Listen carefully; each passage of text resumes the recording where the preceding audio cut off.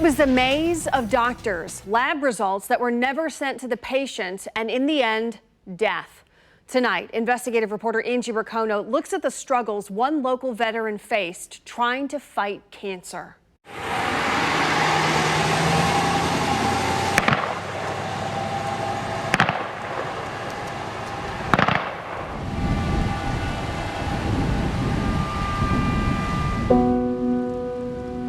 This is the Leavenworth VA Cemetery. You won't find Michael Douglas here, because his dying wish was to be buried anywhere but a VA cemetery.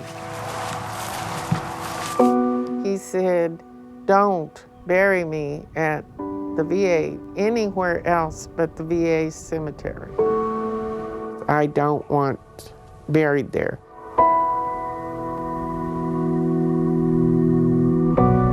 That's because Mike blamed the VA for terrible medical care and eventually advanced cancer. He sent KCTV5 this email. At this point, it seems the Leavenworth VA has set me up for a painful death. On June 13th, 2018, Mike learned his cancer was advanced and would disfigure him. That he would be on a permanent feeding tube. They'd take his jawbone out. They'd have to take a bone from his arm and put back in his jaw. And he says, "I will have no part of this." He walked out and killed himself right in the VA parking lot. So it was just horrible. Carol is Mike's sister. He was a person, and he needed better care than what was given. Mike had cancer and PTSD. He left behind numerous suicide notes saying it was impossible to navigate the VA. The anxiety of having to deal with all of the mess and the problems and the not being done and calling again and texting and asking and no responses back. The Office of the Inspector General agrees and released this report. It's titled Delay in Diagnosis and Subsequent Suicide at a Veterans Integrated Service Network 15 medical facility. The report is 38 pages long. It's clinical. It doesn't even use Mike's name. But it's the story of what happened to him. It's awful. The report acknowledges Mike knew something was wrong and was begging doctors for help. He was feeling like he was choking at night. He sent this email to the VA.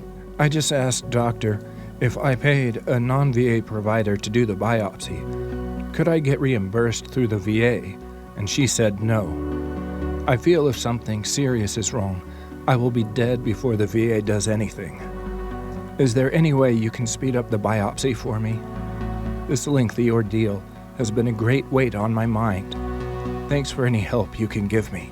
It's just really unbelievable, but it's real. It happened. In a 2.5-year span where Mike was sure he had cancer, he had 5 different primary care doctors and an additional 8 different providers coordinating his care, 13 in total. The report notes providers failed to follow up or share information with other providers related to the patient's abnormal test results. They would send him from one thing to another ENT to another ENT, 3 of them. Mike tested positive for cancer in 2016, but he never knew that. He tried. He sent emails. One was sent to a nurse, who sent it on to a doctor, who quit the VA. The report describes it this way. The doctor was not available to receive the abnormal summer 2016 CT scan of the neck view alert. And so begins death by bureaucracy. Mike's trying to explain to doctor after doctor something is wrong, but information is lost and lost again. Even the VA itself can't completely untangle this mess. Doctors have left, some information is gone because the system self-purges. But investigators believe an alert was accidentally erased, and it notes that computer data wasn't entered for 3 months. I'm very upset and still upset, and I just keep thinking about all the veterans that some of these things could have happened with them also. Carol agreed to this interview knowing the only way the VA will change is if truth becomes public, and not in just some clinical way. This is real.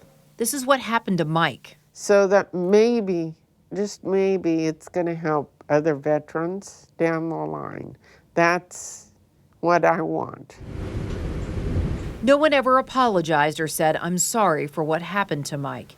He suffered from cancer, died by suicide, but Mike says what really killed him was the VA. Thanks, Leavenworth VA, for a mess. Angie Racono, KCTV5 News.